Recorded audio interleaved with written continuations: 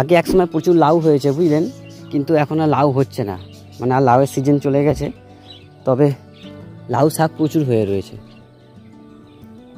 আজকে লাউ শাক দিয়ে, আর গত সপ্তাহে ইলিশ মাছের মাথা ছিল, আমার জন্যই রেখেছিল, নাহলে ওরা এতদিন খেয়ে নিত। আমি বললাম লাউ শাক দিয়ে খাবো, সেই জন্য লাউ শাক কাটিনি, লাউ শাক দিয়েই হবে আজকে।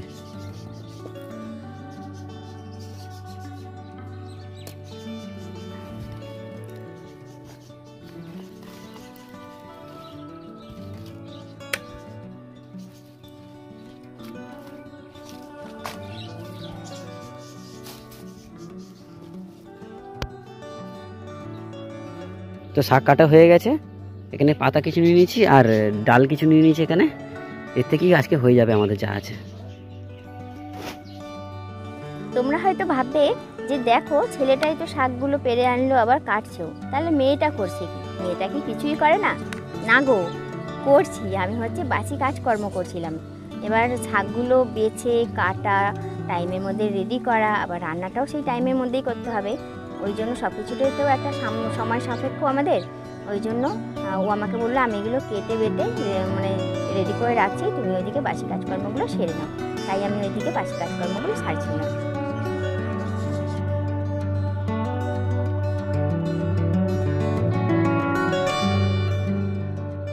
গুড মর্নিং বন্ধুরা, কেমন আছো তোমরা সবাই? আমি পম্পা, তোমাদের সবাইকে আমার আরও একটা নতুন ভ্লগে জানাচ্ছি অনেক স্বাগত আর অনেক ভালোবাসা। আজকের দিন হচ্ছে সোমবার, আর ঘড়ি কাটা 8:45 ঘরে। ও তো লাউ শাক কাটলো সকাল সকাল, দেখলেই। আমি ততক্ষণ কলে ছিলাম, চান করছিলাম। এখন হচ্ছে রান্না বসিয়ে দিয়েছে। তো চলো দেখাই ওর রান্না কত দূর।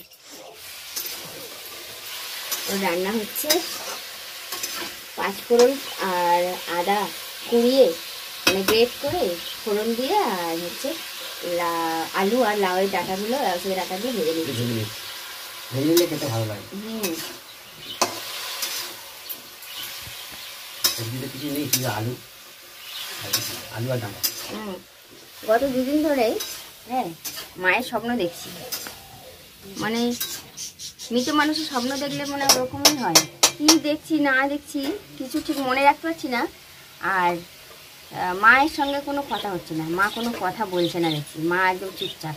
যেহেতু মা মারা যাওয়ার আগেও চুপচাপই হয়ে গেছিলো, মায়ের মুখে বল চলে গেছিলো। স্বপ্ন তো ওই তাই দেখি, মাকেই দেখি, মাকে কোনো কথা বলতে আর দেখি না। এটা মনটা কেমন লাগছে। কালকেও দেখেছিলাম স্বপ্ন, আবার আজকেও দেখেছি। ইলিশ মাছের মুন্ডু দিয়ে লাউ শাক হবে না, আগে ভাগে ওষুধ খাইয়ে দিতে, গ্যাসের ওষুধ খেয়ে।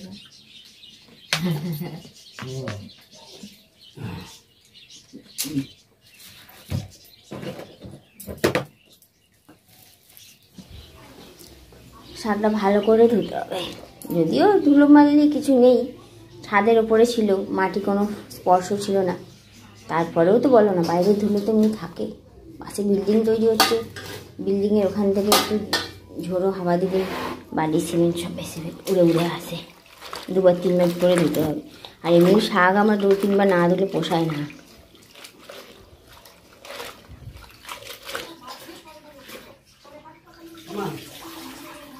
মা বাইরে।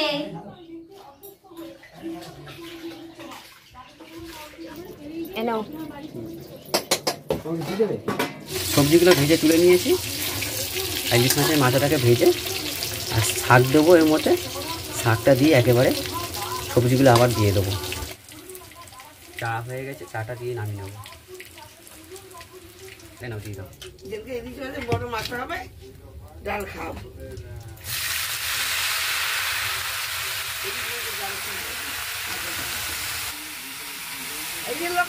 হেভি গন্ধ বেরিয়েছে বলো কম।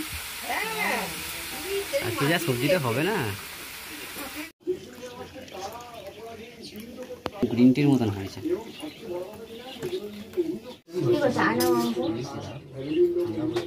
এমনি খাই না, আবার 1 গ্লাস ভরে চা দিচ্ছি। মুসুর ডাল হবে। মুসুর ডালটা কি দিয়ে ফোড়ন দেবে? কারি পাতা দিয়ে মুসুর ডাল খেয়েছো কখনো ফোড়ন?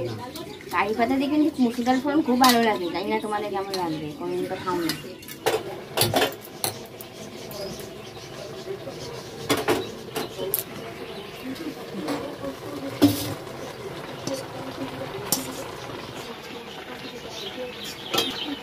হ্যাঁ, ওতে তেল আছে তো, ওতে মিক্স করে মাখিয়ে দিয়ে দাও। চলো, দুটো কাঁচা লঙ্কা, আরও কটা কাঁচা লঙ্কা ডালে দিয়ে দিই।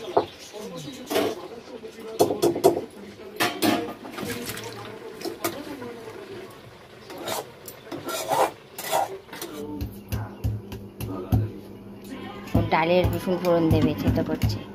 এই ডালটা একটু ঘেটে দিই। আরেকটু হলে ভালো হতো ডালটা। হাতা দিয়ে একটু তোলো না তেলটা। না ঠিকই আছে।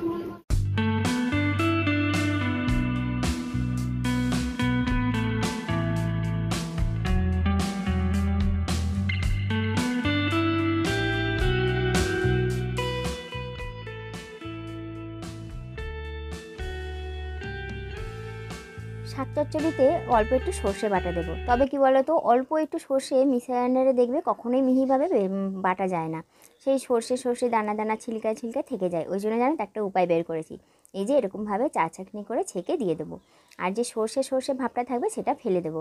আর জানো তো, যাদের গ্যাসের সমস্যা, মানে সর্ষে খেলে তারা কিন্তু এরকমভাবে ছেঁকে দিতে পারো, দেখবে তাদের কিন্তু গ্যাস হবে না। গ্যাস হওয়ার সম্ভাবনাটা খুবই কম থাকে। রান্না হয়ে গেছে, আর ডালটা না আজকে আমার মনের মতো হয়েছে, জানো তো।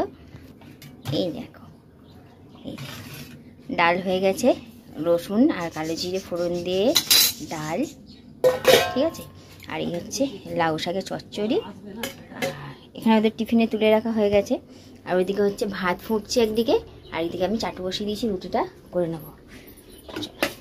আর ওইদিকে গেছে ততক্ষণ বাইকের কাজ করতে, বাইকে এয়ার ফিল্টার লাগাবে।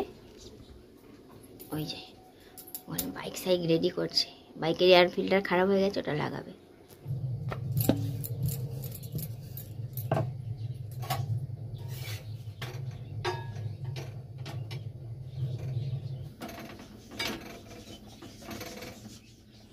রুটিটা প্রায় হয়ে গেছেই। চলো এবার তোমাদের বাইরে নিয়ে যাই, দেখাই ওর বাইকের কাজটা কতটা এগোলো। এটা নতুন ফিল্টার, এটা পুরনো ফিল্টারটা কেমন দেখতে? এই ফিল্টার ক মাস ছাড়া চেঞ্জ করতে হয়? 2 মাস। তাই তো দেখছি। এটার মধ্যে ধুলো ভর্তি হয়েছে। এটা যখন লাগাই এরকম চকচকে ছিল। আমাদের যেরকম নাক, ওদেরও সেরকম নাক। ওইটা বাইকের নাক, নাকের চুল। না, ওইটা নাকের চুল।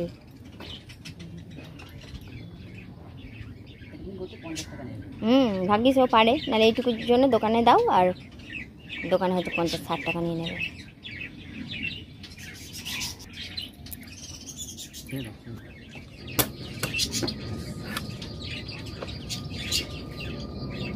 হয়ে গেছে এইটুকুর জন্য। হ্যাঁ, চলো। একদিকে মেঘ করেছি, ওই দিকটা মেঘ করেছে, আর এই দিকটা পরিষ্কার। টিফিন করা হয়ে গেছে। টিফিন করার পর বাসন কোসনগুলো মেজে নিচ্ছি। আর চান করার সময় জানো তো, কিছু কাচাকুচিও করে নিয়েছি। এই যে রথের দিনকার বেরিয়েছিলাম যেই শাড়িটা পরে, ওই শাড়িটা আর কিছু টুকটাক ছিল, সেইগুলো অল্প সার্ফ দিয়ে একদম জল কাচা করে দিলাম। সময় এখন 1:30 বাজে। ভাত খাবো, তার আগে না একটা পাঁপড় ভেজে নিচ্ছি, দুটো। ভাত দিয়ে আর পাঁপড় ভাজা দিয়ে খুব ভালো লাগে না। আর দেখো পাঁপড়টা কেমন, সেই মাছের ডিম ভাজলে যেমন ফেনা হয়, ঠিক তেমন গাদা গাদা ফেনা হয়েছে। অন্যান্য পাঁপড় ভাজলে তো এরকম ফেনা হয় না।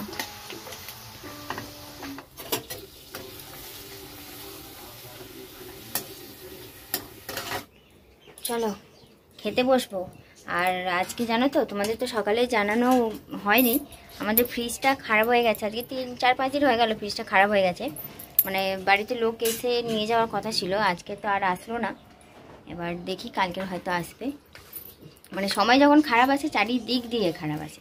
ওর বাইকটাও খারাপ হয়ে আছে, প্রায় 5,000 টাকা মতো খরচা আছে, ধাক্কা আছে। আবার হচ্ছে ফ্রিজটাও খারাপ হয়ে গেল, ওখানেও তাই 5-6 ধরে চলো। মানে এই বছর মানে এই মাসটা খরচাই খরচা। এই যে লাউ শাকের চচ্চড়ি আর ডাল, ব্যাস। মিষ্টি চানাচুর, চানাচুর দিয়ে, শাক দিয়ে, পাঁপড় ভাজা দিয়ে, ডাল দিয়ে খেয়ে নি। হ্যাঁ, ফ্রিজ খারাপ হয়ে গেছে ঠিকই, কিন্তু আমাদের একটা মিনি ফ্রিজ আমরা বানিয়েছি। ওখানেই হচ্ছে জলের বোতল আমরা ঠান্ডা করছি। দেখবে কোথায়? দাঁড়াও, এই যে মিনি ফ্রিজে জলের বোতলগুলো রেখে দিলাম, খুব ভালো ঠান্ডা হয়ে যাবে। তাহলে বন্ধুরা আজকের ব্লগটা এখানেই শেষ করছি। সবাই খুব ভালো থেকো, সুস্থ থেকো, নিজের খেয়াল রেখো আর অন্যকেও খুব ভালো রাখো। ভিডিওটা ভালো লাগলে একটা লাইক কমেন্ট করে দিও। দেখা হবে আগামীকাল আরও একটা নতুন ব্লগের সঙ্গে। টাটা।